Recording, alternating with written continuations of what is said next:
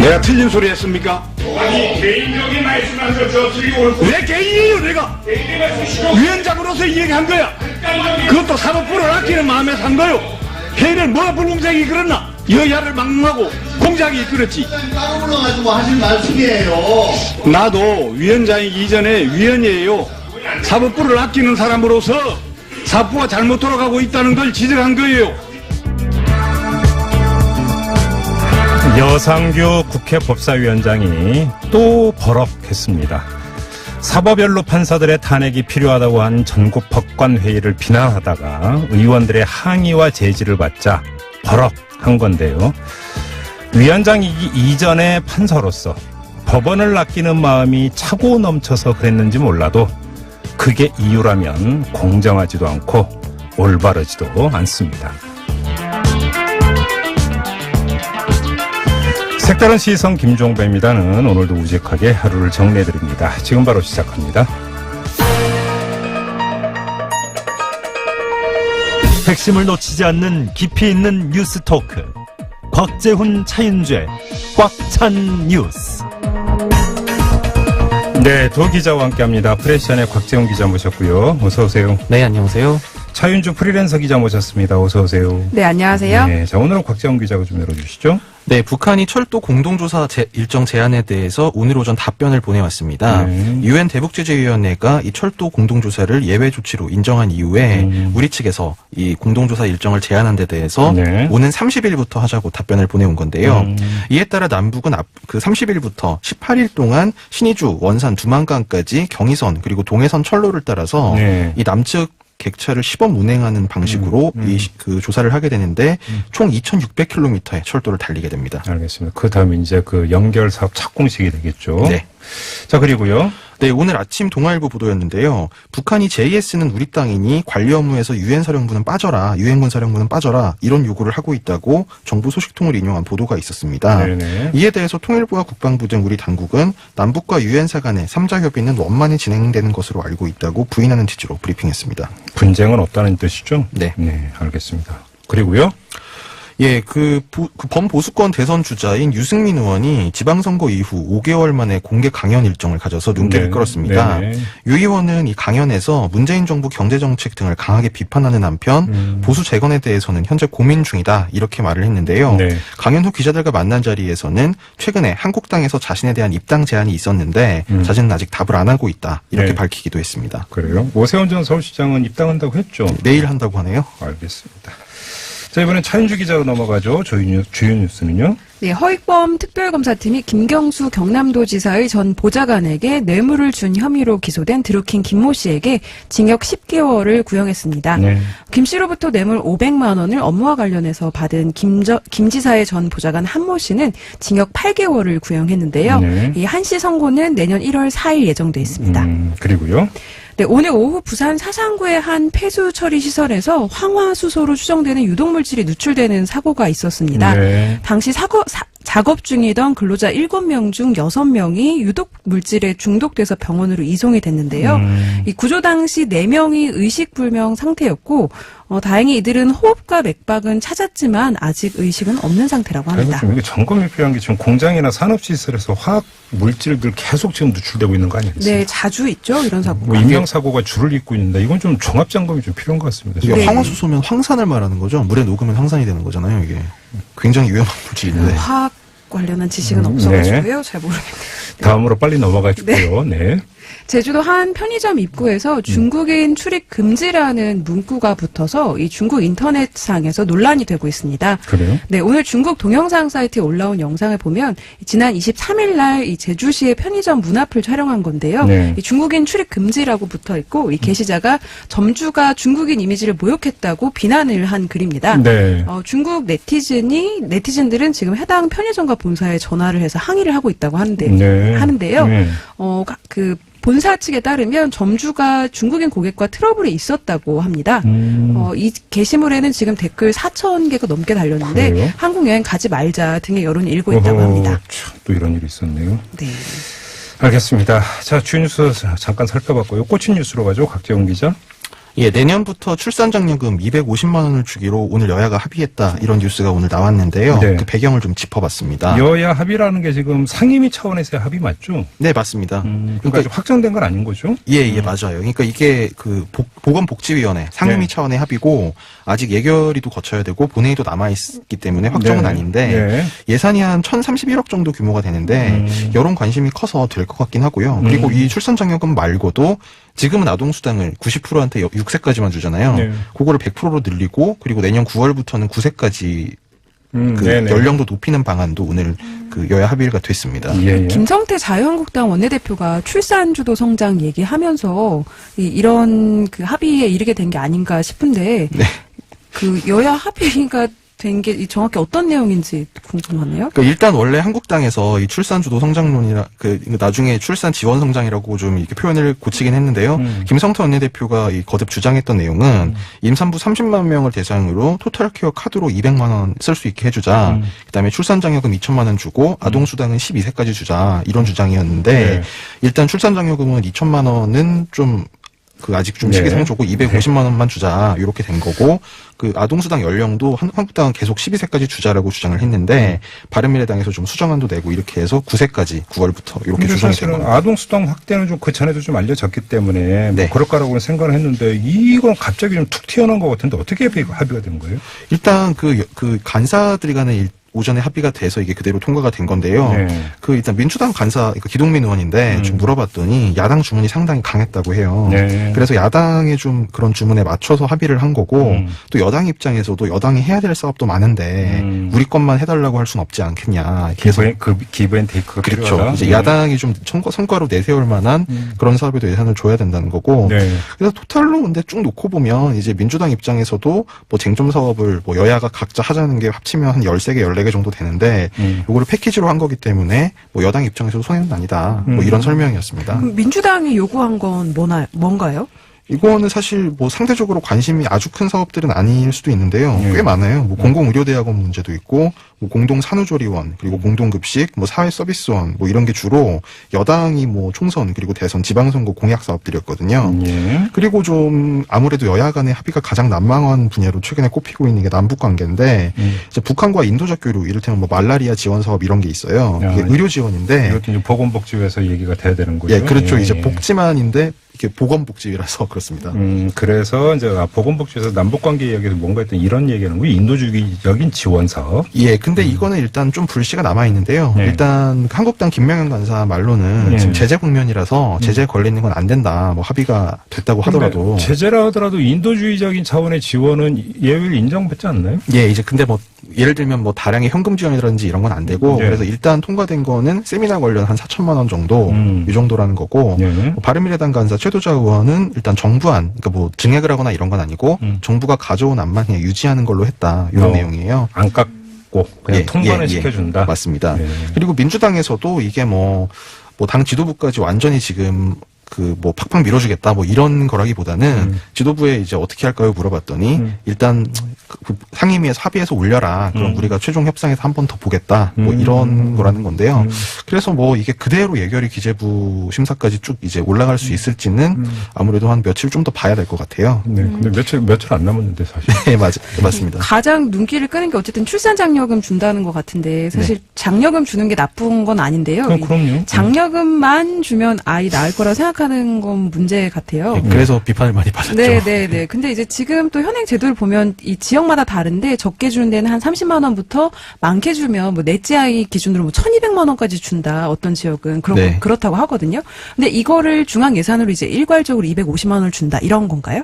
사실 그런 부분까지 좀 이렇게 다 세세하게 따진 건 아니고 오늘은 약간 좀 이렇게 뭐랄까요 좀 포괄적으로 뭐 그렇게 합의를 한 것 같아요. 네. 기동민 의원 얘기는 뭐 그렇게까지 세분화시켜서 따져보진 않았고 복지부나 기재부랑 일단 상의를 해서 뭐 대략 이 정도면 할 수 있지 않겠나 뭐 이런 수준이었다고 설명을 했어요.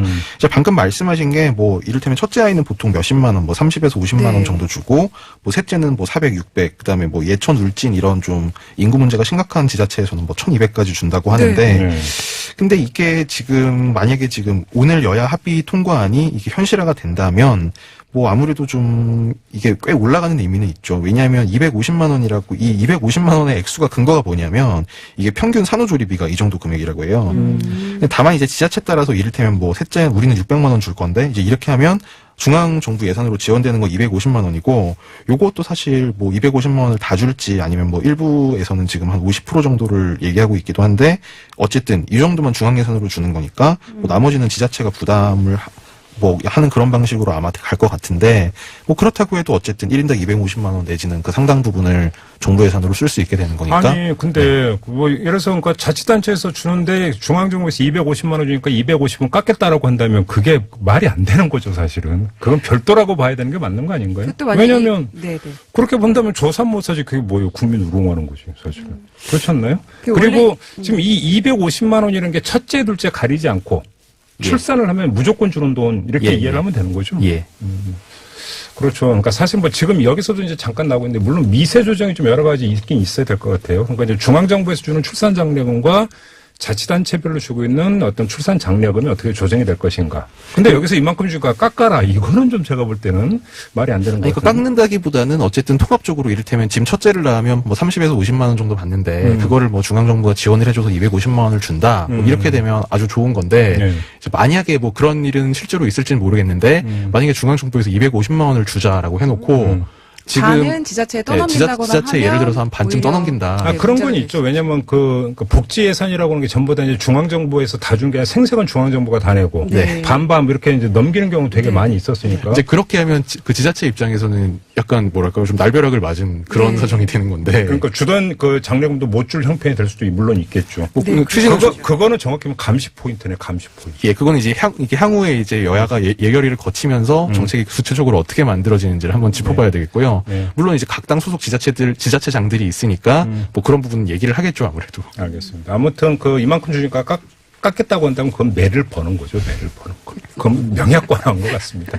자, 꽉찬 뉴스 진행하고 있는데요. 잠시 전하는 말씀 듣고 이어가겠습니다. 네, 두 기자와 함께하는 꽉찬 뉴스 시간인데요. 이번엔 차윤주 기자에게 마이크 넘기겠습니다. 꽂힌 뉴스는요? 네, 의원님도 역시 솜방망이입니다.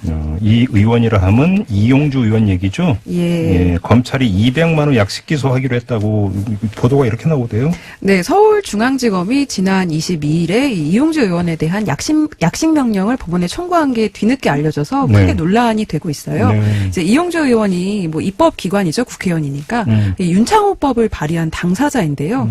이 발의하고 나서 9일 만에 단속에 걸렸죠. 근데 이제 검찰은 뭐 관련 전과가 없는 점 등을 감안해서 추가 조사는 안 하고 벌금 액수를 200만 원으로 정했다 이렇게 밝혔습니다. 근데 뭐 약식 기소면 거의 뭐 이대로 확정된다고 봐야 되겠죠. 네, 그렇습니다. 이 약식 기소가요, 이 징역이나 금고형으로 다룰 만큼은 죄가 중하지 않다. 네. 이 검사가 그렇게 판단을 해서 이제 기소를 하면서 이 벌금형에 처해 달라 이렇게 약식 명령을 청구하는 거거든요, 법원에. 네, 그렇죠. 근데 정식 재판을 하지 않고 이 판사가 수사 기록을 이제 서류만 보고 판결을 내리는데요.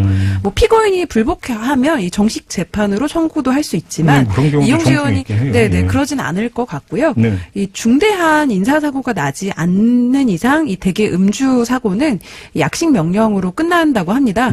이용주 의원도 아마 200만 원 벌금을 내면 이 사건이 종결될 걸로 보여요. 예, 뭐 불복할 이유가 없는 게 뭐 의원직이랑 상관된 건 전혀 아니니까요. 네, 그렇습니다. 이게 뭐 정치자금법 선거법 사건도 아니고 그래서 문제는 처벌 수위가 이게 적절하냐는 걸 텐데 200만 원 벌금 이게 적당할지 뭐 여론이 좀 어떤가요? 네, 국민 정서와 여론은 아니라는 거고요. 근데 이 법률이 국민 정서를 따라오지 못하고 있는 수준인 것 같아요. 네. 이 이용주 의원이 적발됐을 때 혈중 알코올 농도가 0.089%거든요. 네. 근데 현행법에 보면 이 부합하는 처벌이라고 볼 수가 있어요. 이 도로교통법에 이 벌칙 규정이 있는데 네. 이제 현행 혈중 알코올 농도 이 0.05%부터 0.1%까지는 6개월 이하 징역 또는 300만 원 이하 벌금을 받습니다. 이 구간에 들어간다 이거죠. 네. 그리고 이제 면허 정지 처분을 받고요. 또 이상 이 0.1%에서 0.2%면 더 세지는데 네. 이 6개월부터 1년까지 징역형 혹은 300만 원에서 500만 원 벌금을 받고요. 네. 이 0.2%까지 넘어갔다 그러면 1년에서 3년까지 징역을 받고 또 500만 원에서 1000만 원까지 벌금이 부과가 됩니다. 네. 근데 이 처벌 기준을 이제 강화하고 형량도 높이는 게 바로 윤창호법인데요. 그렇죠. 근데 이제 실제로 양형할 때, 그러니까 그 검사가 구형을 할 때 영향을 미치는 거는 이 사람 알코올 농도, 그러니까 아까 말한 그 구간 어디에 속하는지, 그리고 이 사고로 뭐 피해가 있었는가 그 여부와 또 이제 그 피고인의 반성 여부, 또 동일 전과가 있는지 없는지 등을 따져보는데요. 이 이용주 의원은 0.089%고 네. 이 단속에 걸린 거예요. 사고를 낸 게 아니고. 그래서 이제 벌금 200만 원이 예상 가능한 수위고 이 실제 처분도 그렇게 나온 것 같습니다. 근데 아무튼 이 구간에 이제 최고 벌금형 같은 경우에 300만 원까지인데 200만 원으로 100만 원 뚝 깎아버린 거죠. 네, 그렇습니다. 그래서 이제 봐주기 얘기가 이제 나오는 것 같은데 게다가 이제 그 당사자가 바로 윤창호법 발의자 가운데 한 명 아닙니까? 네, 맞습니다. 그게 바로 이제 여론의 기준이 된 것 같은데요. 네. 이게 음주운전 비판 여론이 굉장히 크잖아요, 요즘 특히. 그래서 여론에 이제 신호를 줄 수 있을 만한 이 최고 벌금 300만 원을 구형했어야 한다는 지적이 나오고 있어요. 네. 근데 이제 실제로는 이 300만 원 벌금은 이 혈중 알코올 농도가 0.1%를 넘어서 적발된 초범이거나 아니면 이 0.05에서 1%, 0.1% 사이인데 재범일 경우 그런 경우라고 하더라고요. 지금까지 관행은 네. 근데 이제 만약에 윤창호법이 진작 통과가 됐다면 아마 처벌이 상향됐을 겁니다. 네네. 이게 시작 구간이요 0.03%로 낮아지는 거잖아요. 그리고 이제 0.03%부터 0.09%까지는 네. 1년 이하 징역이나 500만 원 이하 벌금에 처해지도록 하고 있어요. 벌금액도 많이 올라가네요. 네. 이제 게다가 이용주 의원이 0.089%라 딱 경계 구간에 딱 인접하거든요. 그러네요. 네. 0.09까지인데 네, 0.089니까 네. 0.001 차이가. 네, 그래서 그 구간의 최고 이 수위인 거고요. 그래서 200만 원 이상은 아마 당연히 나올 거다 이렇게 얘기를 하더라고요. 뭐 그간에 이제 처벌된 전례나 뭐 이런 거를 봐서는 뭐 특별히 뭐 아주 엄청 가벼운 건 아닌 것 같은데 문제는 네. 이 기준 자체가 여론에 비하면 상당히 꽤 낮은 것 같은데 네, 그렇죠. 그러다 보니까 일각에서는 또 뭐 의원이라서 아니면 뭐 검사 출신이라서 좀 봐준 거 아니냐 이런 의심도 할 수 있을 것 같은데. 네, 실제로 이용주 의원이 부장검사 출신인데요. 이번 사건을 관할한 게 이 서울중앙지검인데 그래서 부부장 검사까지 했었고 뭐 오래 일했습니다. 근데 이게 또 제 식구 감싸기로 보기는 좀 어려운 것 같고요. 이 원래 우리나라가 음주운전을 좀 손방망이 처벌을 하고 있습니다. 그러니까요. 기준은 단속 기준은 비슷한데 처벌 수위가 많이 약하다 이런 얘기 많이 있었죠. 네. 이용주 의원이 이 벌금 외 별도로 또 행정처분을 받는 게 면허정지 100일인데요. 사실 이것도 몇 시간 정도 안전교육을 받으면 50일로 깎아준다고 해요. 그런 게 있네? 네. 이 다른 나라와 비교하면 굉장히 약한 수위입니다. 윤창호법이 통과가 되면 물론 지금 이제 입법 과정에서 뭐 윤창호 씨 친구분들은 국회 기자회견도 하고 뭐 너무 처벌 내용이 약화됐다 네, 후퇴하고 뭐 그런 있다. 지적도 뭐 하고는 네. 있는데 그래도 좀 윤창호법이 그런 형태로나마 통과가 되면 좀 효과를 기대해 볼 수 있을까요? 네, 물론 그럴 수 있을 것 같은데요. 이게 왜냐하면 그러니까 음주운전 처벌이 아직 약하지만 그래도 더디게 꾸준히 강화돼 왔습니다. 예, 지금 이 처벌 기준이 2011년 말, 그러니까 7년 전에 시행이 된 건데요.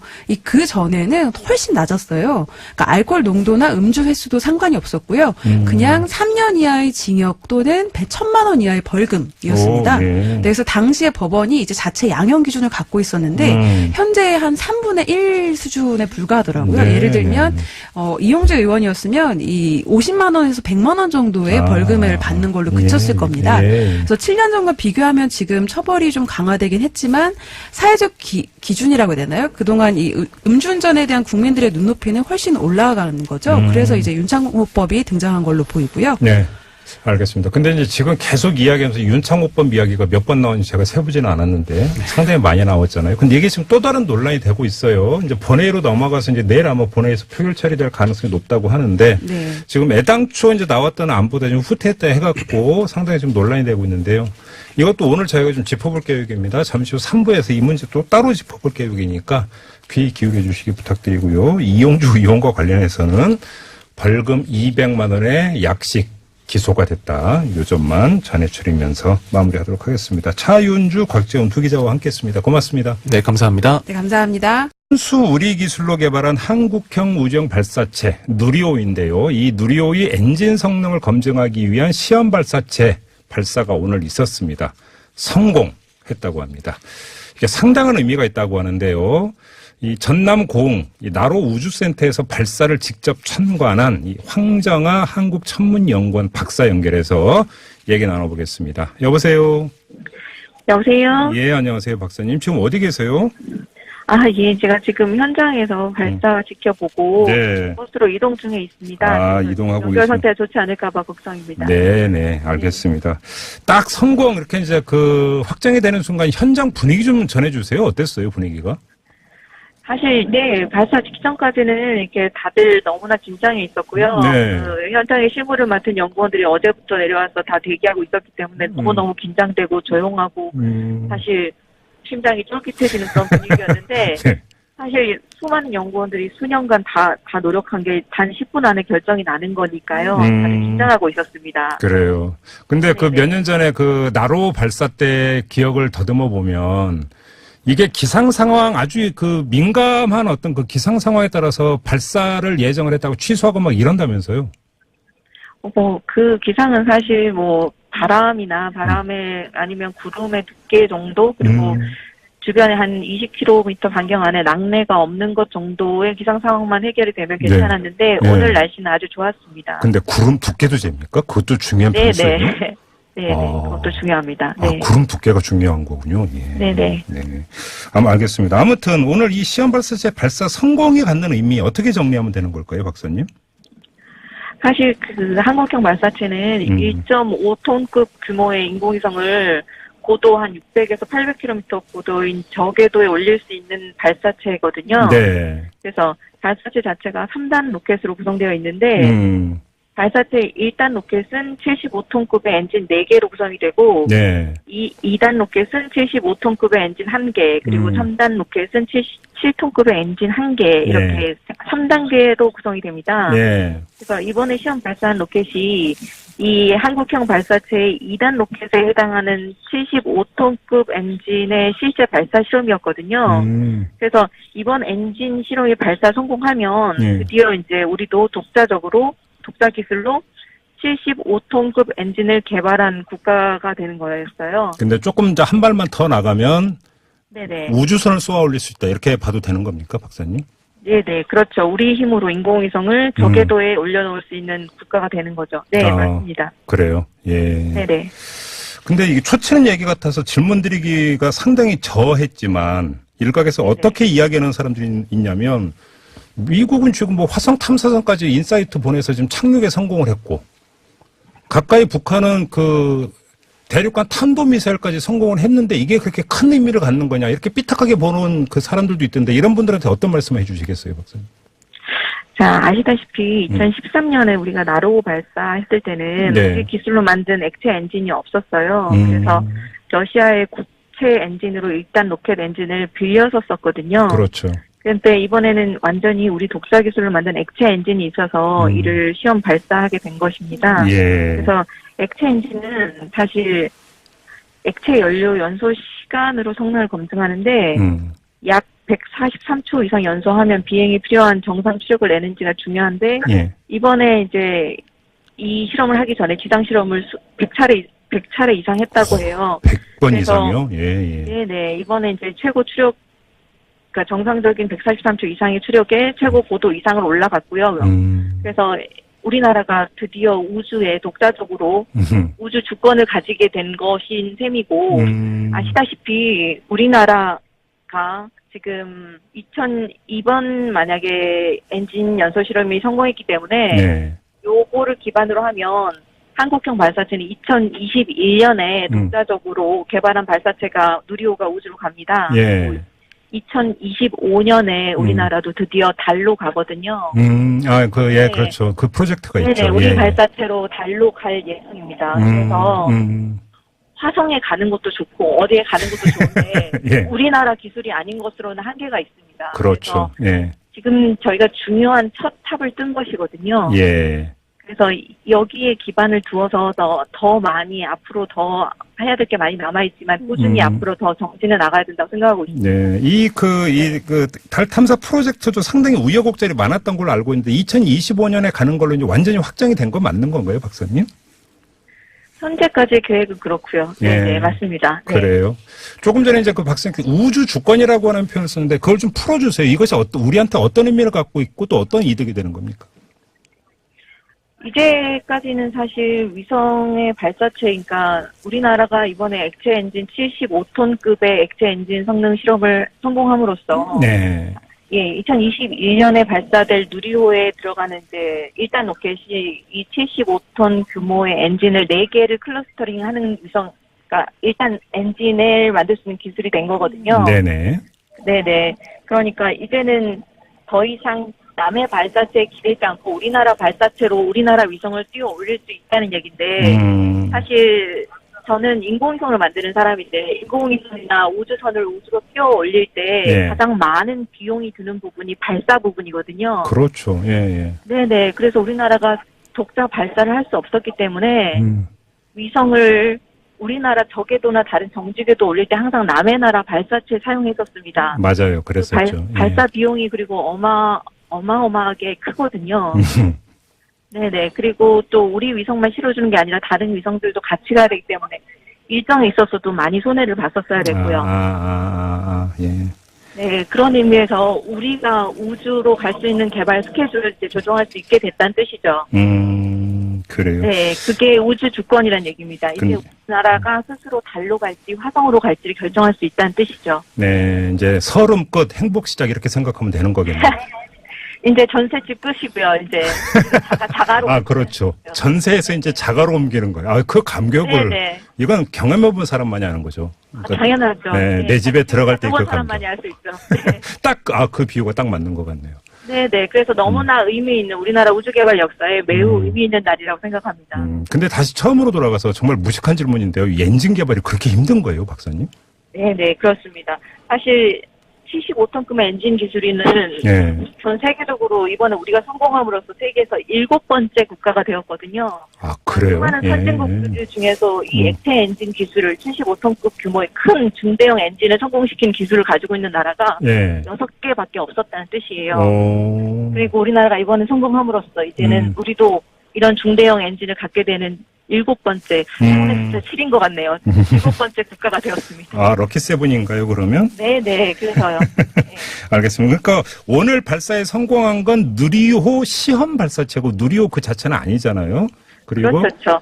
예, 누리호는 2021년에 발사될 한국형 발사체를 얘기하는 거고요. 그렇죠. 말씀드렸다시피 한국형 발사체 자체가 3단으로 구성되어 있고 그 1단 로켓, 2단 로켓, 3단 로켓인데 1단과 2단 로켓을 구성하고 있는 게 이 75톤급 엔진들이거든요. 그렇죠. 그 엔진을 시험을 한 거죠. 자동차에서도 사실 엔진이 가장 중요하지 않습니까? 엔진에 성공해서 뭐 거의 다 됐다고 봐도 되는 거 아니에요? 그렇죠. 엔진은 바로 심장이라고도 얘기하거든요. 자동차의 심장이나 마찬가지인 것처럼 로켓의 심장을 지금 개발을 성공한 거거든요. 그러면 2021년으로 예정되는 누리호 발사는 뭐 그러니까 충분히 낙관해도 되겠네요, 그러면 박사님? 네네. 지금 성공한 기술에다 이제 남은 기술은 말씀드렸다시피 1단에 이 75톤 엔진 4개를 묶어서 클러스터링하는 기술이 들어가거든요.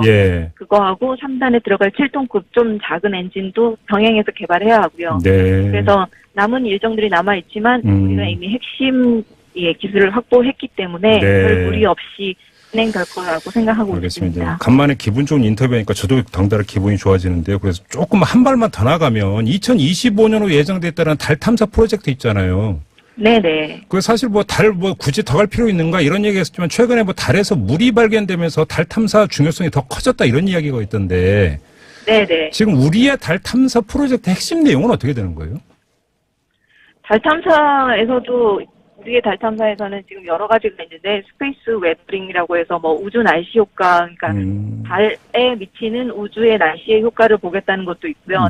표토층의 특성을 보겠다는 것도 있고 지금 다양한 과학적 목적들을 실험할 목적으로 탑재체가 제작되고 있는 것으로 알고 있습니다. 네, 그래요. 2025년에.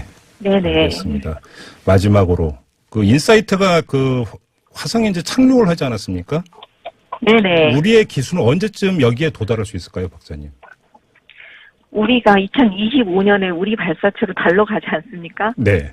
그래서 여기에서 네. 만약에 지속적인 관심과 그러니까 지원이 국가적인 지원이 계속 된다고만 한다면 사실 뭐 2030년에 저희도 화성 가는 것도 할 수 있을 거라고 생각합니다. 여기서 핵심 키워드는 지원이었습니다. 그죠, 박사님? 네, 맞습니다. 국가적인 지원과 국민적인 애정과 관심입니다. 그렇죠. 근데 그러면 지금 네. 이 방송을 듣고 계시는 분 중에서 굳이 지금 뭐 먹고 사는 문제도 중요하고 한데 우주 탐사가 그렇게 중요하냐라고 반문하는 분들도 사실 좀 있긴 있어요. 이런 분들한테 어떻게 설명 말씀해 주시겠습니까? 마지막으로. 사실 우주 기술은 그 우리나라 그러니까 과학 기술 중에서도 융합 기술이고 가장 최고의 난이도의 모든 분야의 과학 기술들이 다 접목된 기술이거든요. 네. 그래서 이 분야가 우리가 만약에 최고의 기술들을 확보할 수 있다면 그 응용 분야는 무궁무진하고요. 네. 그다음에 로켓 하나만 개발한다고 해도 그 협력 업체와 그 주변 기술들이 너무나 많이 필요하기 때문에 예. 수많은 일자리가 창출될 거라고 생각하고요. 그리고 우주 산업들이 앞으로 어떻게 경제적 효과를 창출할지에 대해서는 저는 감히 가늠할 수도 없습니다. 네, 네. 예, 저도 귀동량으로 들은 거 우주 산업에서 결국 파생되는 산업이 한두 가지가 아니고 파생되는 상품이 네, 한두 맞습니다. 가지가 아니다. 뭐 그 대표적인 예가 전자레인지 이런 거라면서요. 네, 맞습니다. 전자레인지, GPS 등등 여러 네. 일반인들이 아주 간단하게 쓰고 있는 모든 기술들이 사실상 전부 우주 인공위성에서 나온 것들이거든요. 그렇죠. 예. 역시 핵심은 지원, 그죠, 박사님? 국가적인 지원과 국민의 따뜻한 관심입니다. 알겠습니다. 자, 말씀 여기까지 들을게요. 고맙습니다. 네, 황정아 한국천문연구원 박사와 함께했습니다. 네, 음주운전자 처벌을 강화하는 내용의 이른바 윤창호법이 국회 법사위를 통과해서 국회 본회의로 넘겨졌습니다. 하지만 반발이 나오고 있는데요. 처벌 강화를 주장을 해왔던 고 윤창호 씨의 친구분들 같은 경우는 기자회견을 열기까지 했습니다. 자, 이 문제 지금부터 두 분을 차례로 연결해서 입장 들어보도록 하겠는데요. 먼저 고 윤창호 씨의 친구분 가운데 한 분이죠. 김민진 씨 전화 연결하겠습니다. 여보세요? 네, 여보세요? 예, 안녕하세요. 안녕하세요. 네, 지금 핵심 쟁점이 그러니까 음주운전을 하다가 인명사고를 낸 사람에 대한 어떤 처벌 기준. 여기서 이제 법정 최저형이 징역 5년이어야 되는데 징역 3년으로 완화된 것. 이게 지금 핵심 문제인 거 맞죠? 네, 맞습니다. 자, 이거는 너무 그 윤창호법의 애초에 발의 취지에서 많이 후퇴한 것이다. 이렇게 평가하시는 건가요? 네, 그러니까 여기서 제일 중요한 부분은 현재 법사위에서 3년으로 낮출 수밖에 없었던 그 이유가 법적 형평성 때문이라고 알고 있어요. 예, 그렇게 주장을 하더라고요. 예. 네, 그런데 저희도 똑같이 5년을 주장했던 이유는 다른 관점에서의 법적 형평성 때문이었거든요. 예. 그러니까 이 다른 관점이라고 말씀드리는 건 뭐냐면 법사위에서 주장하는 법적 형평성이라는 건 법 조문 그 자체의 형평성을 말씀하시는 것 같아요. 네. 근데 저희가 이 법안을 처음 발의를 했을 때 고려했던 법적 형평성은 실질적인 양형에 있어서의 형평성이었거든요. 네네. 이게 지금 3년으로 낮춰지면 대부분 국민들께서는 딱 보셨을 때 아무리 낮춰져도 3년은 받는구나 생각하시겠지만 네.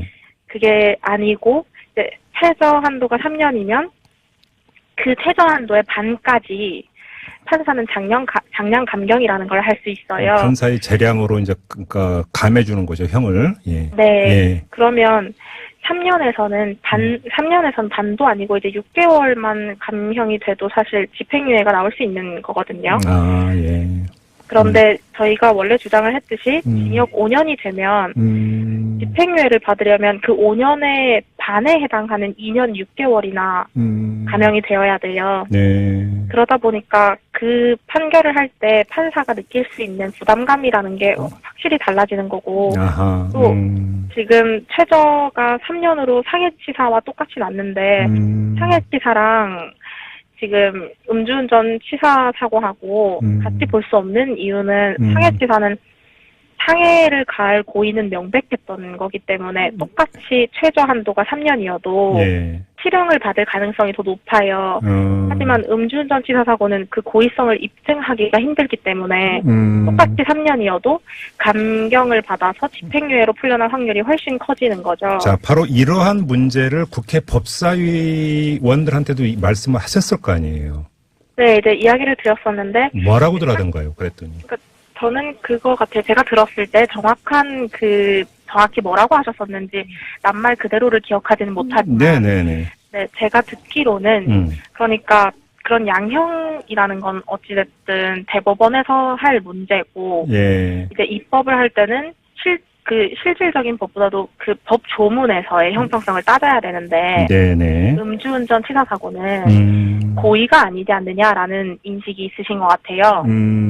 네, 그러다 보니까 지금 법적 형평성 때문이라고 주장은 하시지만 제가 보기에는 법적 형평성보다는 인식의 문제로 보이거든요. 근데 사실 윤창법의 가장 기본적인 취지는 음주운전을 실수라고 보는 것 자체가 문제니까 그걸 고의로 간주해야 된다. 여기서부터 시작이 됐던 얘기 아닌가요, 사실?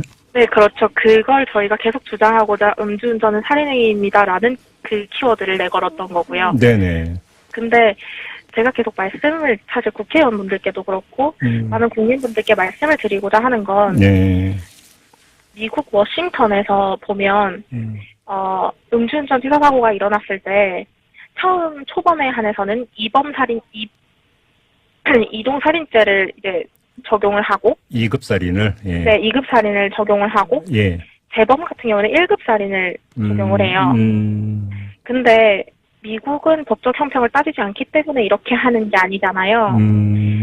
그러니까 미국은 특히 워싱턴에 한해서는 음주운전이 살인행위라는 인식이 있기 때문에 이 입법례가 가능하다고 저는 생각을 했어요. 예, 예. 그럼 우리나라에서는 이게 왜 안 됐을까 생각을 하면 음주운전이 살인행위라고 보지 않는 인식 때문이겠죠. 그래서 법적 형평성을 이야기를 하시는데 저는 그것보다도 음주운전이 살인행위라고 생각하지 않았기 때문에 그러니까요. 오늘 이렇게 3년으로 낮아질 수밖에 없었다고 생각합니다. 그러니까 법사위원들 뭐 전부라고 몰아서 이야기하기는 뭐하겠지만 상당수 법사위원들이 운전은 살인행위다, 고의행위라고 하는 거에 대해서 아직 관점이 정확히 동의가 돼 있지 않다. 이런 지금 지적이신 거잖아요. 네, 그렇죠. 오신환 의원께서는 끝까지 그래도 우전을 함께 해주셨던 걸로 저는 알고 있어요. 네.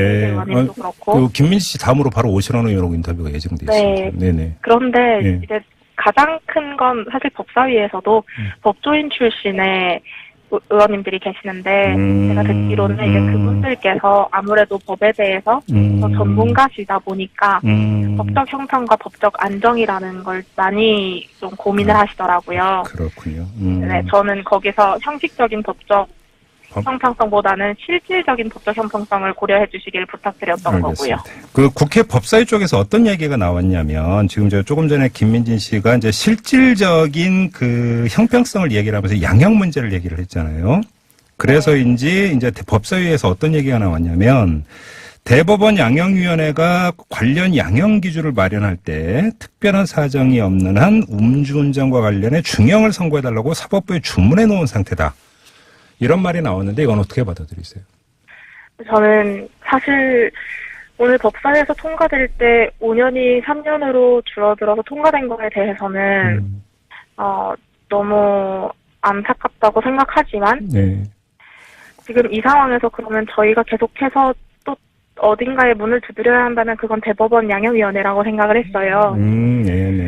네, 그래서 그렇게 이야기를 하신 법사위 의원들과도 어느 정도는 동의하는 선상에 있고요, 제 생각도. 그런데 이제 중요한 건 그렇게 말로만 주문을 하고 이제 그 주문을 주고받는 게 문제인 게 아니라 실질적으로 그럼 대법원 양형위원회에서 어떻게 처벌 기준을 강화할 건지 그에 대한 조속한 어떤 해결 방안이 모색되어야 한다고 저는 보고 있어요. 알겠습니다. 이제 마무리를 해야 될 것 같은데요. 그 전에 지금 여러 가지 활동을 하고 있다고 들었는데 앞으로 또 어떤 활동을 계획하고 계세요?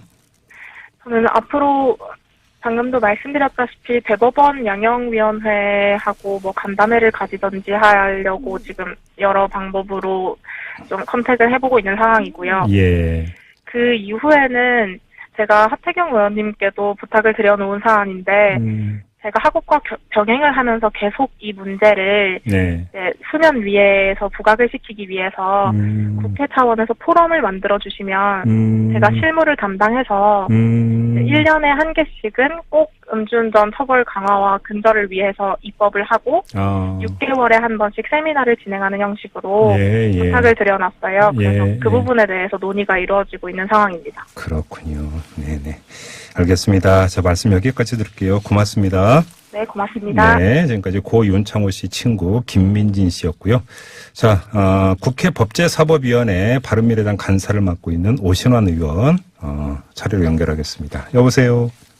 네, 안녕하세요. 오신환입니다. 네, 안녕하세요, 의원님. 지금 김민진 네네. 씨하고 인터뷰를 했는데요. 김민진 씨 말씀에 따르면 네. 의원님은 그 음주운전으로 인한 인명사고를 발생한 사람에 대한 법정 최정을 5년으로 해야 된다고 계속 주장을 하셨다고 이렇게 네. 전해 들었는데 맞습니까, 의원님? 지금 이제 법사위에서 논의하는 과정에서요. 네. 지금 발의한 모든 의원들이 기본적으로 5년 이상의 징역형을 치사의 경우는 이미 발의를 해놓은 것입니다. 그렇죠. 한 명도 무슨 3년이라는 용어가 없었고요. 그렇죠, 그렇죠. 그래서 이제 그것을 주장을 했고, 다만 법사위 구성상 이제 법조인들이 많지 않습니까? 저는 비법조인인데. 바로 그 점인데요. 그러다 보니까 그 형법의 체계나 여러 가지 타입법들과의 비교 형량들을 따지다 보니까. 네. 아무래도 이제 3년, 특히 이제 법무부와 법원의 의견이 3년 이상으로 의견들을 냈고 하기 때문에 합의되는 과정에서 좀 아쉬움이 있지만 그렇게 3년 이상 또 무기징역까지 이렇게 하는 것으로 도저히 설득하는데 역부족이던가요, 의원님? 이제 법률의 형평이라는 것이 있고요. 법사위가 제일 이제 중요시하는 것이 그런 것이거든요. 법사위가 다른 타 상임위에서 올라오는 법안들을 타법과 법률적 형평 체계를 맞추는 것이고 체계자구를 심사하는 곳인데 네. 이것이 국민적 정서는 분명히 다들 인식하고 있지만 이것을 뛰어넘어서 하는 것은 좀 무리가 있다. 송기현 의원도 인터뷰를 했지만 상해치사와 유기치사의 경우가 법정 하한이 3년 이상 징역이거든요. 네. 그렇다 보니까 이 형량을 초과해서 하는 것은 좀 무리가 있지 않냐라는 법조인들의 의견이 있었습니다. 조금 전에 이제 그 인터뷰했던 김민진 씨 같은 경우는 바로 그 점에서 그건 이제 형식적인 법적 형평성일 뿐이고. 맞습니다. 내용적으로는 전혀 그렇지가 않다. 상해치사죄도 물론 법정 최정이 3년이지만 이거는 사실은 실형이 나오는 빈도가 상당히 높기 때문에 별 문제가 없지만. 네. 음주운전으로 인한 치사사고 같은 경우는 재판부가 뚝 깎아줘갖고, 1년 반으로 한 다음에 집행유예 때릴 가능성이 높아지는 것 아니냐, 이걸 우려하더라고요. 네. 지금 3년의 법정형을 장량간경 없이 그냥 선고하더라도, 집행유예 가능성이 있거든요. 3년 1개월의 경우는 없겠지만, 3년 이하니까요. 그렇죠. 그렇기 때문에 그걸 우려하는 부분은 충분히 있을 수 있다고 보는데요. 네. 다만, 우리가 심사하는 과정에서 법원의 행정처가, 보통의 판례들이 다소 법원이 좀 관대하게 음주운전에 대해서 우리 사회적 문화가 관대했던 부분들은 인정한다. 네. 그렇기 때문에 양형위원회에서 양형을 이제 기준을 세우는 것과 앞으로의 판례를 구성하는 데 있어서 구형과 선고 양형들을 명확하게 좀 앞으로 할 필요가 있다라는 취지를 얘기했기 때문에요. 이게 사회적인 국민적 공감대와 아무래도 앞으로의 판례가 같이 병행해서 가지 않을까 이렇게 생각을 합니다. 네, 그리고 좀 김민희 씨가 제기했던 이제 가장 근본적인 문제는 음주운전을 실수라고 보는 게 아니라 고의로 이제 봐야 되는 건 아니냐, 그래서 살인행위로 봐야 되는 거 아니냐 이런 관점의 전환 이걸 상당히 강조했는데 법조인 출신 법사위원들이 이것을 잘 받아들이지 않는 것 같다 이런 취지로 이제 말씀을 하시던데 어떻게 생각하세요, 의원님은? 저의 경우도 같은 입장입니다. 이것은 고의성이 다분한 그리고 이제 미리 이 사고가 나지 않을 것이라고 예측하면서 운전하는 것 자체가 그렇죠. 저는 그 인식 자체가 문제가 있다고 보고요. 대통령께서 언급한 바와 같이 이것은 엄연한 살인행위고요. 실제로 사망 사고가 나면은 그렇죠. 개인의 문제뿐만 아니라 가정과 그 주변의 지인들이 모두가 삶에 어떤 큰 충격이 오고 생활을 잃게 되기 때문에 그렇죠. 살인행위로 보는 것이 맞다라고 저는 생각합니다. 근데 지금 말씀하신 대로 기본적으로 살인의 경우도 다양한 어떤 행태가 있거든요. 살인행위에 있어서. 그것도 다 구분해서 이제 법정형을 법안을 만들어 놨기 때문에 마찬가지로 이 고의성 그리고 음주운전의 행태들도 굉장히 다양하기 때문에 이것을 단순히 치사의 경우 사망사고죠. 3년 이상 또 무기징역이라는 것을 없는 상황에서 이번에 새로 개정안에 넣었거든요. 그 상징성에서 충분히 법관의 선고의 양형으로 우리가 극복할 수 있다. 이렇게 보고 있는 것이더라고요. 바로 그 점인데 양형기준위원회에서 이제 양형기준이라는 걸 짜지 않습니까? 네네. 여기서 또 이게 좀 그러면 실천적으로 좀 정비가 될 가능성은 충분히 있다고 봐도 될까요? 예, 물론입니다. 분명히 법원은 이 부분에 대해서 논의를 해야 될 것이고요. 예. 새로운 개정안의 취지, 그리고 지금 국민적인 여러 가지 인식의 전환들, 네. 이런 것들을 담아서 저는 법원이 분명히 법관들이 선고를 하리라 이렇게 믿고요. 특히 검찰의 입장에서도 구형을 할 때 네. 이제 원정주의적인 그런 것들을 좀 벗어나서 우리가 이제는 이것이 굉장히 큰 범죄 행위로 인식되는 네. 그런 큰 전환기를 맞기 위해서라도 예. 저는 검찰과 법원이 이 부분에 대한 인식을 명확히 해야 된다 이렇게 생각합니다. 알겠습니다. 의원님, 막 내일 본회의에서 지금 뭐 이 개정안이 통과된다고 그냥 전제를 하고 질문을 하나만 드리겠는데요. 그럼 나중에라도 그 내일 본회의가 통과가 돼서 법이 개정된 후에 또 나중에라도 네. 개정의 여지가 남아 있다고 보세요? 이제 한 법안이 개정이 되면 네. 상당 기간 그것이 유지되는 것이 통례인데요. 그렇죠. 또 특별한 지금 윤창호 군처럼 특별한 사고의 계기가 마련되지 않는 이상은 네. 그런 그는 결국에 우리한테 큰 충격이 또 사고인데요. 이것을 뭐 일단 시행을 함에 있어서 강하게 아까 말씀드린 대로 검찰과 법원이 인식하고 그렇죠. 강하게 시행을 함으로 인해서 예. 국민들이 일단 그 좀 인식의 전환이 필요합니다. 이제는 예. 동승자 처벌에 대한 논의도 되고 있는 상황에서 우리가 같이 주변의 지인들 포함해서 네. 이런 것들을 범죄 행위로 인식하고 예. 강하게 의견들을 피력해서 문화가 바뀌어야 되는 것이 아닌가 이렇게 생각을 합니다. 마지막으로 돌발 질문 하나만 드리겠는데요. 국회의원의 음주 경우에 네. 국회 차원의 윤리위원회 이런 데에서 제재를 강화하고 이걸 더 강화하는 방안 이런 거에 대해서도 혹시 논의가 되는 게 좀 있습니까? 뭐 최근에 이제 이용주 의원 예.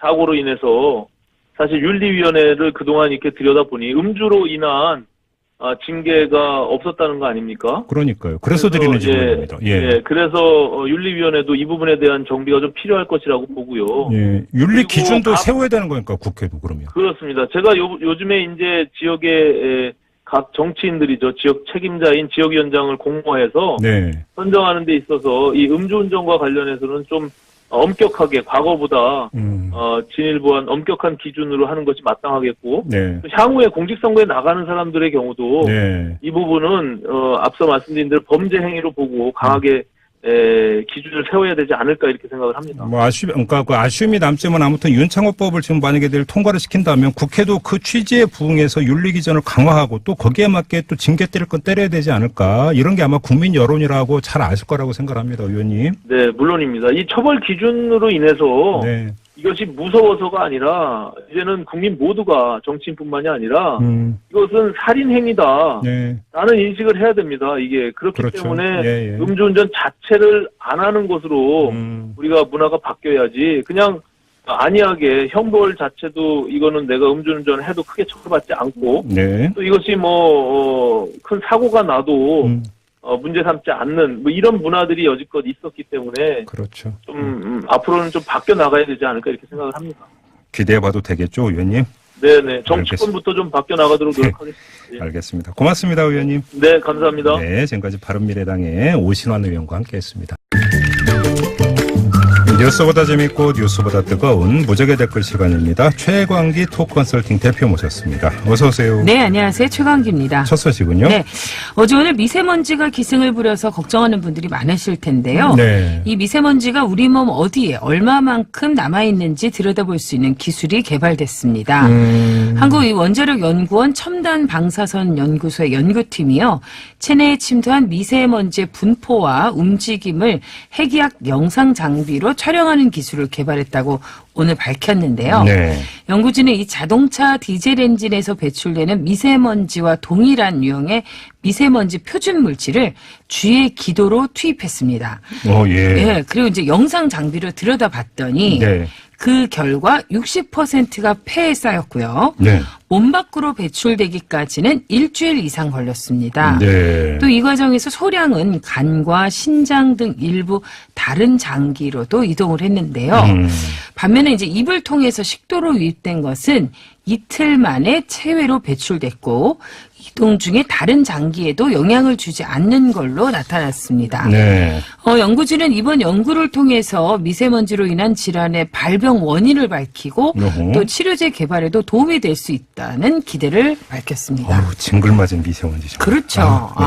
근데 정말 이거 굉장히 영화에서나 보는 것처럼 이렇게 딱 영상으로 딱 찍으니까요. 네.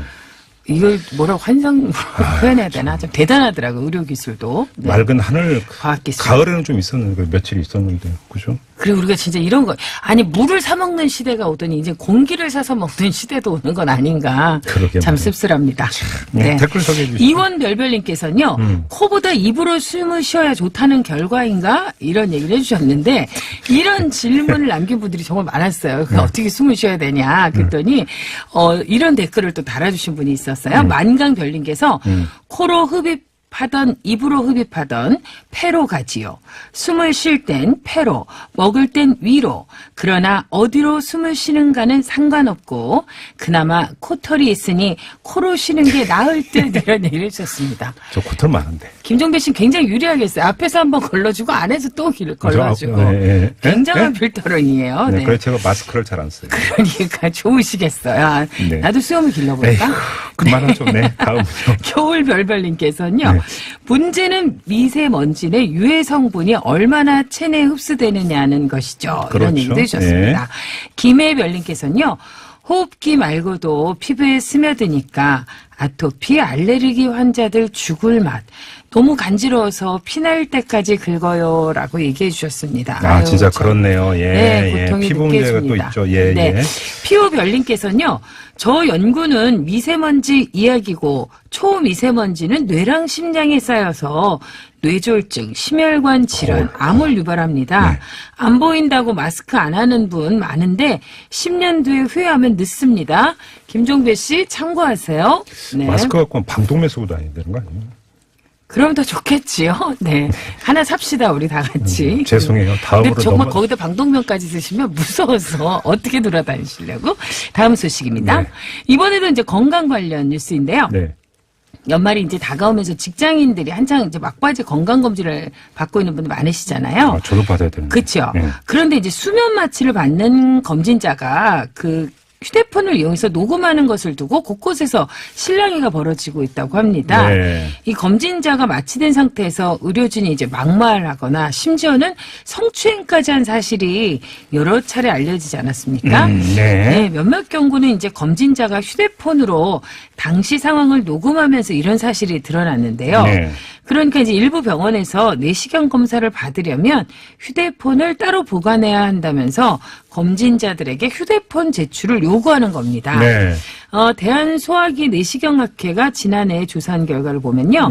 위 내시경은 약 절반 정도가 대장 내시경은 80% 정도가 수면 내시경을 받는다고 하는데 네. 환자 알 권리 강화를 해야 한다는 주장들이 나오고 있는 만큼 대책이 좀 빨리 서둘러서 마련돼야 될 것 같습니다. 아니, 그러니까 환자 입장에서 자신의 목숨을 그러니까 맡기는 거잖아요. 그렇죠. 100% 믿고 맡기는 거잖아요. 그리고 그 순간에 무의식 상태니까 어떤 그러니까요. 일이 어떻게 벌어질지 모르니까 불안한 거죠. 이러시면 안 되죠. 예, 이런 시스템이 그 정확하게 밝혀지기 전까지는 좀 이건 좀 일리가 있는 것 같아요. 검진자들의 이야기가. 댓글은 어떻게 들렸어요? SUM 별별님께서는요. 정말 이래서 내시경 검사 받기 싫음 이런 얘기도 해주셨고요. 네. 타이어 별별님께서는요. 휴대폰 녹음을 하든 말든 검진자 마음 아닌가요? 의사들의 믿을 수 없게 한 건 의사들 자신인데 네. 이렇게 얘기해 주셨습니다. 네. 마법사 별별님께서는요. 수면 내시경과 휴대폰 어떤 관계가 있는지 알려주세요. 비행기 탈 때도 비행기 모드로 휴대폰 켜고 있는데 이런 얘기를 해주셨습니다. 오, 짧지만 강렬한 그렇습니다. 지적. 네. 유지별별님께서는요. 네. 어린이집은 CCTV 되는데 병원은 녹음도 안 되나요? 이런 얘기도 해주셨고요. 강렬한 비교. 그렇습니다. 01별님께서는요. 욕설 안 하고 직원 교육 시킬 생각은 안 하고 녹음한 사람의 잘못이라는 건가? 그래서 해결 방법이 핸드폰 전원 차단? 그런 임시 방편은 화를 더 키울 뿐이다. 이러고 깔끔하게 정리해 주셨습니다. 자, 우리도 깔끔하게 인사하죠. 수고하셨어요. 네. 건강하세요. 네, 최광기 대표였습니다. 두 남자의 굵고 화끈한 정치 토크. 직설. 네, 두 분과 함께합니다. 정두원 전 의원 모셨고요. 어서 오세요. 안녕하세요. 강훈식 민주당 의원 모셨습니다. 어서 오세요. 안녕하십니까. 네, 자, 한 주 잘 보내셨고요. 네. 미세먼지가 심한데 건강관리 잘하시기 바랍니다. 자, 오늘은 이 이야기부터 좀 하면서 시작을 하죠. 말이 참 많았던 오세훈 전 서울시장이 드디어라고 표현을 해야 됩니까? 결국이라고 표현을 해야 되는 걸까요? 이건 좀 이따 정도원 의원님께 답을 듣겠는데 내일 자유한국당이 입당을 해서 신설되는 미래비전 특별위원회 위원장을 맡는다고 하는데요. 네. 드디어입니까? 결국입니까? 의원님? 결국이죠. 어떤 점에서? 뭐 어디 가겠어요. 갈 데가 자유한국당밖에 없죠. 자유한국당밖에 없다. 예. 그러면 타이밍을 지금으로 잡은 건 역시 전당대회를 염두에 두고 있다 이렇게 봐야 되는 건가요? 그럼요. 전당대회 나가려고 이제 그동안 좀 몸값을 올리느라고 좀 끌었는데 네. 그렇게 올라간 것 같지는 않고. 그래요? 예. 그럼 전당대회 나간다고 치고 예. 대표될 가능성은 어느 정도라고 보세요? 잘 모르겠어요. 오세훈 시장이 그동안 정치를 좀 비껴나 있는 상태라서. 그렇죠. 예, 시민들이나 국민들이 어느 정도 지금 잊어버렸는지. 근데 민심은 둘째치고 당심은 좀 얻은 게 있나요?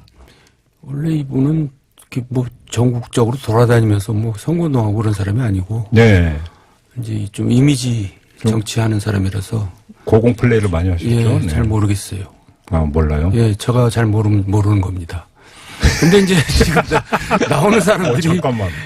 나오는 사람들이 지금 잘 불투명하잖아요. 그러니까 사실 뭐 지금 대진표가 이제 나와야지 그걸 알 수. 그렇죠. 물론 상대 게임이니까. 네. 예. 그 민주당 입장에서는 만약에 오세훈 당대표라고 상정을 하면 네. 어떨 것 같습니까? 그 생각은 안 해봤는데요. 이제 새누리당으로 다시 가고 도로 새누리당이다 이런 느낌이고. 말씀하신 것처럼 이제 새로운 이미지가 전혀 없다는 뜻이네요. 그렇죠. 그냥 이제 이분 아까 말씀하신 것처럼 오세훈 전 시장은 방송 먼저 하고 어느 정도 이제 다시 나 재기한다 이제 이런 방송으로 뜨신 분이죠, 사실. 네, 사실 또 옛날에 오변호사 뭐 이런 프로그램이 있었던 것 같은데. 오변호사 무슨 변호? 네.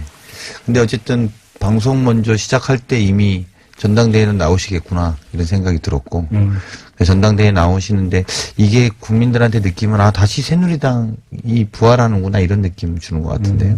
근데 이제 정동영님께 그럼 하나만 마지막으로 국민들은 예. 무상급식 파동을 다 잊었을까요?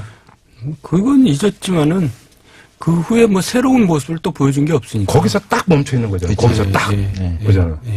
그게 사실 오세훈 전 시장의 과제 아닐까요? 무상급식 반대로. 그렇죠. 네. 딱 거기서 끝나 있으니까. 그게 이제 결국 앞으로 멍해가 될 것 같아요. 그러게요. 그리고 조금 전에 꽉찬 뉴스에서 곽재원 기자가 전해드렸는데 따끈따끈한 뉴스가 그동안 입을 굳게 닫고 있던 유승민 의원이 오늘 한 특강에 나가가지고 이런 말을 했다고 합니다. 자유한국당에서의 입당 제의에 답하지 않고 있다. 이렇게 말을 했다고 하는데 거절했다가 아니라 답하지 않고 있다고 말을 했다고 합니다. 이걸 어떻게 읽어야 되는 겁니까? 진짜 머리 아프게. 저는 가끔 정치하다 보면요. 수능 언어 영역을 지금 도전하고 있다는 느낌이 종종 일단 받아요. 부인하지 않았으니까. 언어 추리를 해야 되는. 그렇지 않습니까? 부인하지 않은 거니까 일단 긍정적인 반응이 이제 좀 나온 거죠. 그러게요. 저는 홍준표 대표 견제형이다. 오. 뭐냐면 홍준표 대표가 지금 들어오겠다, 복귀하겠다 이랬는데 그나마도 김병준 비대위원장을 중심으로 어쨌든 당을 좀 변해보려고 하는 흐름이 있는 거고 또 홍준표 대표가 들어오면 이게 사실 거기다가 오세훈 시장까지는 도로 새누리당인데 옆에서 관전자 입장에서 나 아직 답 안 하고 있어요. 고로 들어오지 마세요. 좀 합리적인 흐름들이라고 생각되는 본인이 볼 때 그런 분들이 좀 더 하셨으면 좋겠어요. 이런 뜻도 될 거라고 생각합니다. 근데 민주당 입장에서 홍준표 전 대표가 다시 되면 좋은 거 아닌가요? 정도원 의원의 지론에 따르면 그런 것 같은데. 저 지론이 아니라 많은 사람들이 그렇게 생각해요. 저희는 뭐 좋거나 싫거나 그렇지 않습니다. 아니, 경청래 전 의원 같은 경우는 홍준표 대표가 다시 돌아오는 거는 민주당은 환영, 자유한국당은 환장 이렇게 표현하더라고요. 뭐 방송으로 적합한 용어가 있잖아요. 아니요, 환장이. 방송에 나오셔서 하시던데. 예, 글쎄, 저희 MBN. 알겠습니다. 근데 실제로 움직일 여지가 있다고 보세요, 유승민 의원이? 그럼 뭐 하겠어요, 정치인이. 먹고 살 게 그거밖에 없는데. 아니, 그냥 바른미래당 지켜도 되잖아요. 그거 지켜봤자 이제 미래가 없는데요. 바른미래가, 미래가 없어요. 죄송해요. 쓸데없는 거 여쭤봤죠. 네. 네. 이 정도로 하고, 네. 오늘의 본 주제로 넘어가겠습니다. 거두절미하고, 강훈식 전략기획 위원장님. 뭐 안 좋은 이야기 할 때마다 저거 꼭. 선거제 개편에서 민주당이 변심한 적이 없습니까? 네. 네? 변심한 적이 없습니다. 아니, 연동형 비례대표가 당론이 정말 아니었습니까? 아니, 이제 정확하게는 저희들은 국회의 비례성 대표성을 확보하자는 원칙은 계속 유지해 왔고요. 네. 그리고 이 원칙에 대해서는 뭐 야3당도 동의하고 있는 바라고 생각합니다. 김대중 노무현 대통령 때부터는 지역구도 완화를 위해서 곤욕별 비례대표제의 도입을 주장했기도 했고요. 그리고 사실은 이제 문제의 본질은 전 두 가지로 이제 이후에 또 말씀드리겠지만 네.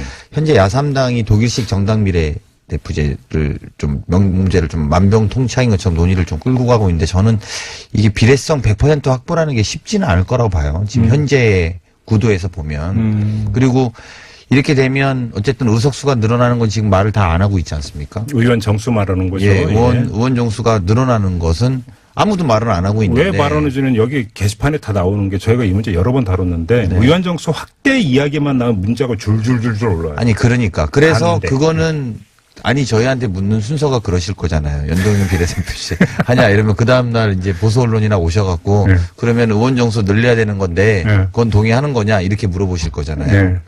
그럼 이제 욕은 바가지로 드시고. 욕은 우리가 먹고 한국당은 그럼 반대하실 거예요 아마. 우리는 300명 해야 된다고 생각한다. 늘리면 안 된다. 국회의원이 한 게 뭐가 있냐. 그렇게 하시겠죠. 근데 저는 이 문제를 좀 이렇게 봤으면 좋겠습니다. 지금 정당의 입장을 묻는 걸로 저희 여당이 공격받고 있는데요. 정개특위가 뭐합니까? 이거 논의하라고 만들어 놓은 단위입니다. 입법권까지 줘서. 근데 왜 그걸 다시 당론의 입장으로 묻습니까? 그러니까 이렇게 되면 정개특위가 더 합의가 안 됩니다. 그래서 저는 무슨 말이냐면 이왕지사 당의 의석수를 배분해서 정개특위를 구성한 만큼 네.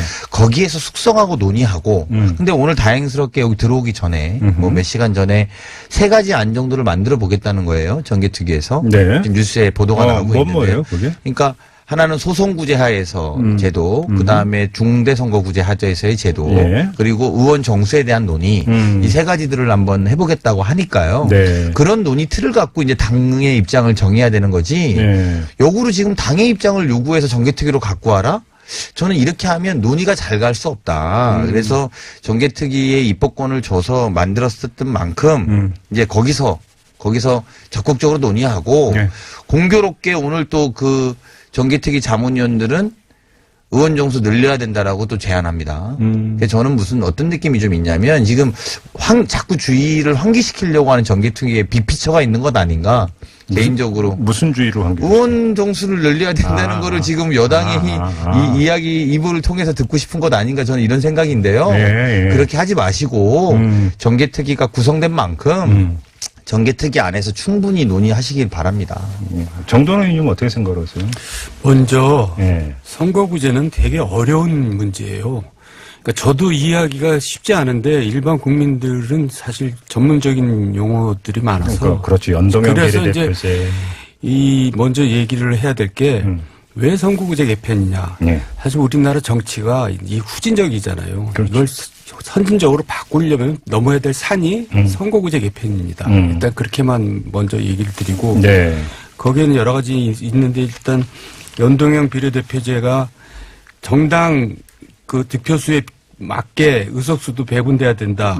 그게 이제 상식적인 얘기잖아요. 지금 그렇게 안 되거든요. 예를 들면 서울시 지난 지방선거 보면 52% 얻었는데 의석은 98%인가 얻었어요. 그러니까 이런 식으로 왜곡되면 안 된다는 게 연동형 비례대표제인데. 과다대표되고 있는 거죠.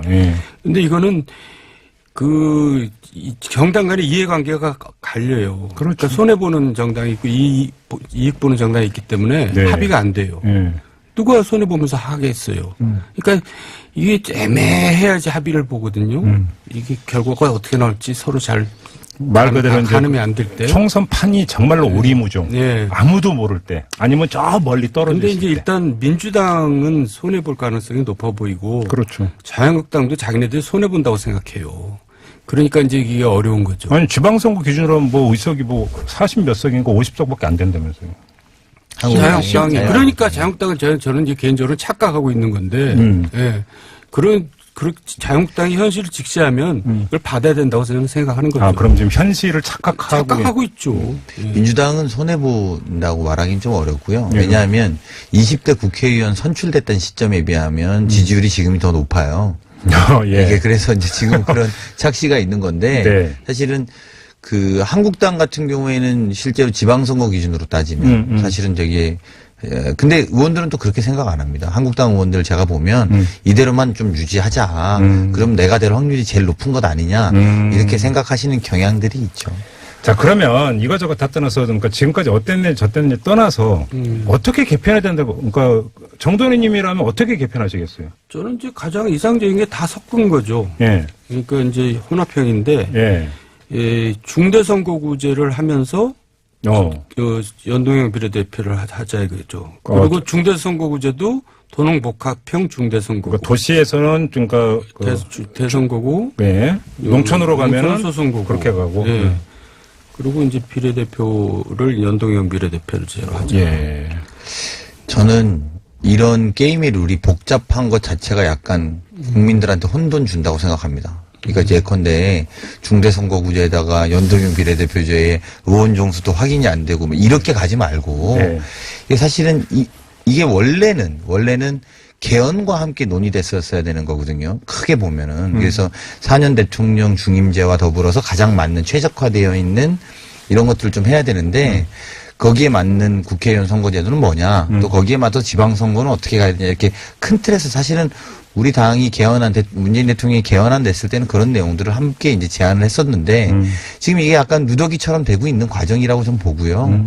근본적인 것은 개헌과 함께 고민하는 노력을 해봐야 된다. 물론 늦었지만 뭐 이후에라도 그렇게 고민해야 권력구조 개편 자체를 뭐 국민 소환제라든지 이런 것들 다 담아서 근본적으로 좀 하는 것이 좀 바람직하다 생각됩니다. 현재 있는 것을 너무 복잡하게 만든다고 되는 건 아닌 거다. 그럼 마지막으로 하나만 더 질문드려요. 선거제 개편이 가능할 거라고 전망하세요, 정돈 의원님? 총선 전까지? 저는 어렵다고 생각하는데. 그냥 이렇게 막 그 소리만 요란하고 또 그냥 그 공연불로 끝날 가능성 어떻게 근데 보세요? 이번 기회를 안 하면 정말 또 암담해지는 거죠, 우리 정치가. 그래요? 그래서 이 얘기를 꼭 하고 싶어요. 얘기를 간단하게 생각할 수 있어요. 예. 먼저 의원 정수부터 이제 정해야 됩니다. 늘릴 것이냐 말 것이냐. 그 다음에 소선거구제를 할 것이냐, 중대선거구제를 할 것이냐 정하면 됩니다. 그렇게 해서 단계적으로 해나가면 됩니다. 그러니까 먼저 국민들한테 물어봐야 돼요. 여론조사를 하든 뭐 여러 가지 형태로 의원 정수 늘려도 되느냐. 그런 얘기 나오죠. 의원 정수 안 늘릴 수 없으니까 늘리는 대신에 국회의원들의 세비 깎고 해서 그러니까 국회의원들한테 나가는 지출 총액을 그냥 딱 동결시켜버리고 보좌관한테 나가는 것까지 해서 6억 얼마 된다는 거거든요. 그 예산이 증액되지 않는 선에서 늘린다. 이렇게 해야 되겠죠. 그 정도면 국민이 그러니까 이해를 해줄 거라고 보세요? 그렇게 해야 돼요. 이번에 안 바꾸면. 그리고 우리나라가 이제 여기서 다 아는 얘기지만, 우리끼리 아는 얘기지만, 우리나라 국회의원이 절대 많은 숫자가 아니거든요. 전 세계적으로. 미국만, 미국이 적어서 그렇지, 전 세계적으로 우리나라 국회의원 숫자가 적은 나라입니다. 한 정치학자가 제가 인터뷰를 했는데, 그 의원의 많고 적음을 따지는 그 기준 가운데 하나로 척도로, 의원이 그 나라 국가 전체 예산에 얼마를 주무르는가. 의원 한 사람당 전체 규모의 감시하는 금액이 얼마인가 해서 그러니까 딱 그러니까 비교를 해주는데 딱 와닿더라고요. 어마어마한 액수를 그러니까 의원은 혼자 핸들링하는 걸로 n분의 1로 나누니까 이게 이런 식으로도 접근할 수 있겠구나라는 어떤 국회의원 역할의 엄중함을 갖고 이야기하는 거죠. 그래서 그 정치학자도 의원 정수 확대는 좀 불가피하지 않는가 이런 그 지론을 갖고 있는 정치학자였기 때문이기도 하지만 그게 요즘에 합리적인 이야기이긴 한데요. 이제 참 답답한 거는 저희들이 잘못해서 정치인이 밉다고 정치를 불신하는 지금 시간이 와 있어서 그런 것들을 극복하는 게 참 숙제라고 생각이 듭니다. 뭐 그 정치인이 밉다는 얘기 나왔으니까 내친 김에 요 얘기까지 하고 그러면 일단 다시 정상화 됐다고 하니까 다행이긴 한데 왜 이렇게 그 예산 시민이 이렇게 그 탈이 많아요 도대체? 늘 그렇지 않아요? 네? 왜 그러는 거예요, 저? 그냥 오늘은 이런 말 해도 되는지 모르겠는데 한 번 딱 법정 시한 지킨 적이 한 번이 있는데요. 저희가 야당할 때입니다. 야당할 때 매일 니네가 그랬잖아 이렇게 하지 마시고 한 번이라도 한국당이 야당할 때 한 번 좀 지켜주셨으면 좋겠습니다. 저희 바람이 있다면. 이번에 어려울 것 같다고 그러던데요. 그렇죠. 네. 아니, 그러니까 하루 이틀 정도. 네. 예, 그렇게. 그러니까 제가 좀 아까 그랬잖아요. 의원 정수 확대의 논리 중에 하나가 의원 1인당 그 핸들링하는 국가 예산이 얼마냐 얘기했는데 바로 지금 예산 심사가 이렇게 부실하게 간다고 하면 여기서 확 꺾여버리는 거지 얘기가. 그런 거 아닙니까? 지금? 맞습니다. 그게 제일 중요한 문제고요. 그리고 매년 이제 하루 이틀씩은 늦었는데. 네. 근데 뭐 저는 사실 이 문제는 이렇게 봅니다. 이게 사실은 그 충실하게 예산만 심사를 해도 시간이 타이트한데 네. 이걸 왜 촉박하게 만들었을까? 누가 지금 이 촉박한 와중에 그나마 이런 상황들을 만들어서 나름 좋은 사람은 누굴까 이렇게 혼자 스스로 생각해 보면 저는 아무래도 김성태 원내대표가 제일 지금 좋은 것 아닌가 이런 생각이 듭니다. 왜요? 이게 해보시면요. 네. 저희 작년에 제가 원내대변인 하면서 보니까 네. 해당 상임위에서 합의가 다 안 됩니다. 서로 네. 간에 당론들이 있으니까. 네. 그러면 정책위 의장하고 원내수석 부대표끼리 또 합의를 시켜요. 그 합의가 또 안 되잖아요. 네. 그럼 마지막 기재부총리하고 원내대표들이 들어가서 마지막 합의를 봅니다. 네, 그렇죠, 물론. 마지막에. 자, 이제 이렇게 되면 다음번 전당대회에 나가고 싶은 김성태 원내대표 입장에서는 이게 정말로 본인이 하실 수 있는 일이 많아지죠. 그러니까 이제 협상권과 배분권을 한 손에 다 줄 수 있는 거죠. 저는 그래서 이거를 파행을 계속 보이콧하고 파행돼 왔던 근거들이 거기에 있다고. 그러면 의도적 파행이다라고 이렇게 보시네요? 저는 그렇게 생각합니다. 정동훈 의원님 어떻게 생각하세요? 아주 은밀한 얘기를 공개적으로 이제 다 밝히셨는데 뭐 맞는 얘기라고 생각해요. 그래요? 근데 그 수혜를 김성태 원내대표만 얻는 게 아니라 홍영표 원내대표도 같이 갖는 거죠. 그래요? 예. 아니 근데 그거는 또 약간 여당은 좀 덜합니다. 아무래도 야당이 확실히 크죠. 그래요? 왜냐하면 여당은 뭐 이렇게 그런 부분은 전 확실히 좀 그러니까 저희가 야당일 때라도 봐도 여당보다는 야당이 얻는 게 확실히 클 겁니다. 그러면 지금 김성태 원내대표의 당대표 도전설이 뭐 유력하게 지금 퍼져 있는 걸 기초로 이야기를 하면 가장 강력한 실탄을 장전하고 있다 이렇게 봐도 되는 거 아닙니까? 뭐 그렇죠. 그러니까 지난번 원내대표 될 때도 아니 원내대표 될 때가 아니라 의원들 이제 그때 그 비대위만 만들어갖고 시끄러질 때 갑자기 조용해진 이유가 상임위 배분. 왜 맞아 여기서 잠깐 얘기한 수 있었죠. 상임위 배분하면서 이제 다 이렇게 민원을 들어주면서 조용히 해지거든요. 네. 이번에도 예산 달라고 이제 아우성이니까 그걸 이제 적당히 잘 배분을 하면은. 근데 이제 의원들이 그걸 또 고맙게 생각하느냐가 문제지. 그건 이제 다 다음 문제죠. 그건 다음 문제인데. 아, 이것도 별개가 됩니까? 아니 이제 이게 반영되기 전과 후가 다르지. 반영되기 전과 후가. 받을 건 받고 찍을 땐 제대로 이렇게 되는 겁니까? 일단 뭐 자기가 있는 큰 지금 지렛대를 갖고 있는 거죠. 그러면 이제 그 자유한국당의 당 대표 경선 전망을 하려면 예산이 통과된 다음에 지역구 예산 배분이 특히 자유한국당 지역구가 어떻게 배분된다고 이걸 좀 들여다보면 잘 들여다봐야죠. 그럼 좀 대충 나오나요? 지도가 그려지는 건가요? 뭐 그려지는데 그게 나오면은 그 개인들이 더 좋아지죠. 왜 홍보가 되니까. 그렇죠.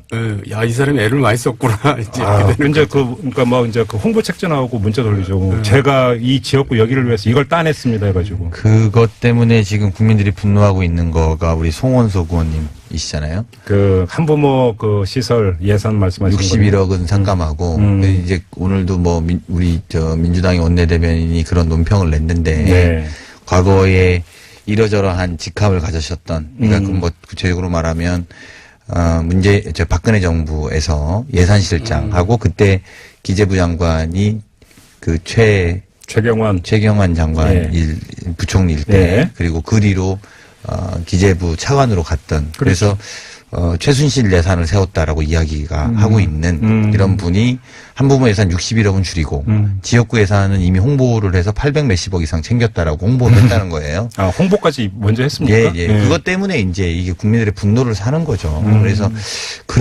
그래서 사실은 오늘 예결위원회에서 이제 그만해라 이런 이야기까지 나온 거거든요. 사실 좀 자중해야 되는 부분도 이 얘기하다 보니까 재밌는 게 예산실장하고 예산 담당 차관을 하면은 국회의원을 많이 해요. 그러니까 이 사람들이 정치 맛을 아는 거예요. 정치인들한테 이게 배분을 해주면서 이 교류를 하는 거죠. 소통을 하고 인연을 맺는 거죠. 그러니까 정치권에 들어오기가 쉬워요. 그러니까 지금 갑자기 이름이 생각 안 나서 그렇지 이 과정을 겪는 사람도 굉장히 많아요. 오늘 그 체크 포인트가 여러 가지가 그러니까 나오고. 거래를 한다는 얘기죠. 그러니까 이제 그 기획재정부 예산실장 출신 중에 국회의원이 된 사람이 몇 명이나 있는가. 네, 이것도 또 한번 체크해봐야 돼요. 예산실장이 보통 기재부 차관으로 많이 가죠. 보통이. 기재부 2차관이 예산 2차관을 바로 가고 그 다음에 이제 국회의원으로 가는 프로세스에 많이 놓여 있는 분들이 과거 정부에 많았죠. 알겠습니다. 근데 좀 이제 건전한 얘기 하나만 더 드리면 꼭 그렇게 그 예산 심사께 항상 그 관행처럼 그러니까 마지막에 졸속으로 가잖아요. 이게 그러니까 그러면 예결특위를 언제부터 가동을 해서 딱 한시적으로 할 게 아니라 더 넓히면 좀 안 될까요? 아니 넓히면 넓힐 만큼 또 뒤로 파행되는 거예요. 또 뒤로 파행. 더 싸우게 되나요? 아니 이번에도 원래 미리 정상적으로 했으면 되는데 답답하네. 그 두 가지 이유 때문에 국회가 파행된 것 아닙니까? 그 대통령사가 조국 민정수석 물러나라. 우리 지난번에 그 이야기를 했잖아요. 그거 이야기하면서 파행시켜가지고 지금 뒤로 밀려온 거니까 그때 다들 저희가 이 방송에서 그랬습니다만 큰 명분인지 모르겠다. 그걸로 한 2, 3주 보내고 나니 2, 3주 시간이 없어져서 시간이 부족한 상황이 된다라는 거죠. 그 대단히 그 죄송한 말씀이오나 의원 정수 확대 유보, 논의 유보. 딱 국민들이 이럴 거라는 거예요. 이러면 그렇지 않겠습니까? 대답들 못하시네. 안타까운 얘기죠. 그러니까 어떤 욕을 먹더라도 의원 정수 확대해가지고 선거제 개편해야 됩니다. 그렇죠. 그래야지 우리 정치 앞날이 이제 좀 달라집니다. 근데 지금 여의도 일각에 돌고 있는 풍설에 따르면 그 예산안 국회 처리 그러니까 날짜가 12월 7일일 거다라고 하는 이 설이 돌고 있다는데 들으셨습니까? 강훈식 의원님? 그게 아니라 이제 본회의를 합의해놨던 날짜들이 있어요. 네. 이제 3일이 있고 7일이 있고 뭐 이렇게 되거든요. 네. 그래서 이제 3일날 안 되면 그럼 7일날까지는 해야 되는 것 아니냐. 뭐 한 며칠 정도가 최악의 경우. 그러니까 날짜를 딱 한 번 지킨 게 2015년 예산안을 반영했던 14년밖에 없거든요. 나머지는 다 한 2, 3일씩은 밀렸으니 그럴 것 아니냐 이렇게 도는 시나리오라고 봅니다. 제야의 종소리보다는 그래도 빨리 땅땅땅 소리가 나겠죠. 그래도? 그것만 해도 어디에요. 근데 일단 국회가 법을 안 지키는 거는 정말 잘못된 거예요. 맞아요. 그러니까 법을 그냥 시한을 지키는 게 아니라 그 시한에 통과를 못 시키면 정부 예산안이 확정되는 걸로 법이 돼 있거든요. 그렇죠. 그러니까 그거를 어긴다는 건 굉장히 잘못된 거죠. 알겠습니다. 좀 생산적인 국회를 다시 한번 기대하면서 오늘 직사를 마무리하죠. 강훈식 민주당 의원, 정두원 전 의원 두 분과 함께했습니다. 고맙습니다. 네, 고맙습니다.